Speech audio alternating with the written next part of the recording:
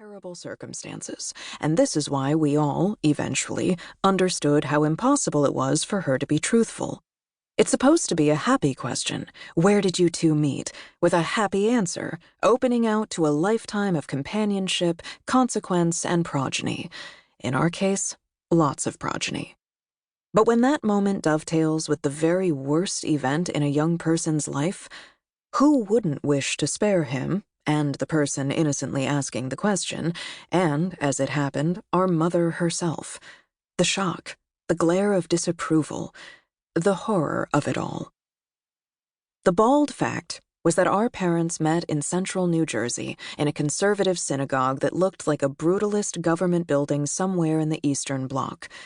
The synagogue was Beth Jacob of Hamilton Township, and the terrible occasion was the funeral of a 19-year-old girl named Mandy Bernstein, who had died 4 days earlier in a car driven by her boyfriend, our father, Salo Oppenheimer.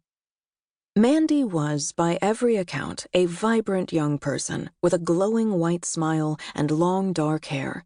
The eldest child and pride of her family, the Bernsteins of Lawrenceville, New Jersey and Newton, Massachusetts, a Cornell sophomore and likely psychology major, and, as far as she herself was concerned, the joyfully intended future life partner of Salo Oppenheimer. Mandy Bernstein was one of 2 Cornell students who'd perished in the accident, the other being Salo's friend and fraternity brother Daniel Abraham, a kind boy who was on a first or possibly second date with the other person in the back seat. That person was still hospitalized in Ithaca. Salo alone had walked away from the wreck. Even then, nobody blamed him. Nobody. Even in those early days, in the grief and rage of the Abraham and Bernstein families and the many friends of the 2 young people who were suddenly, horribly, not there, it was somehow held by all present in the synagogue, and the following week at the E. Bernheim and Sons Funeral Chapel in Newark, New Jersey, where Daniel Abraham would be memorialized, that Salo Oppenheimer's brand-new Laredo had been traveling at an eminently reasonable speed down a perfectly respectable road when it hit a loose rock and, abruptly, incomprehensibly, flipped, landing on its roof, half on and half off the road. It was, in other words, at least in those houses of God, as if the hand of God itself had picked up that vehicle and dropped it back to earth. Who could explain the mystery? Who could make comprehensible the loss? Not Salo, that was certain.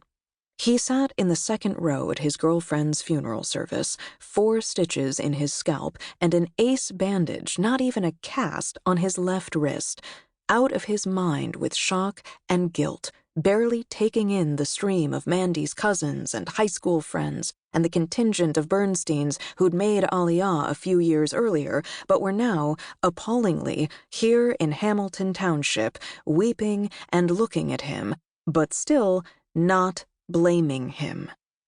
At least to Salo's face, everyone seemed to be blaming the Jeep. Why the Jeep? Why the Jeep?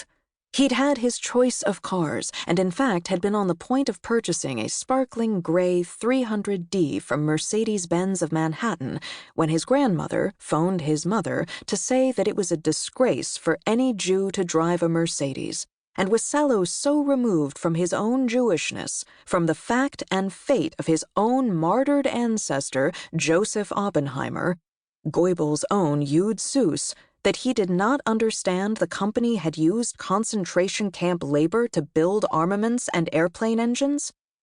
In fact, the answer to that was yes, as Salo's Jewishness was not particularly acute, either in the religious or, at the age of 19, all that much in the historical sense. Certainly, he was well aware of the mythic Yud Zus, court Jew to the Duke of Württemberg in the 1730s, convicted of a bouquet of fictional crimes when his boss died suddenly and executed, his corpse hung in a gibbet for 6 years outside of Stuttgart. But that all felt so very 18th century, and Salo was a young man fresh out of the 1960s, when the entire culture had coalesced around his own generation's youth and vigor and renunciation.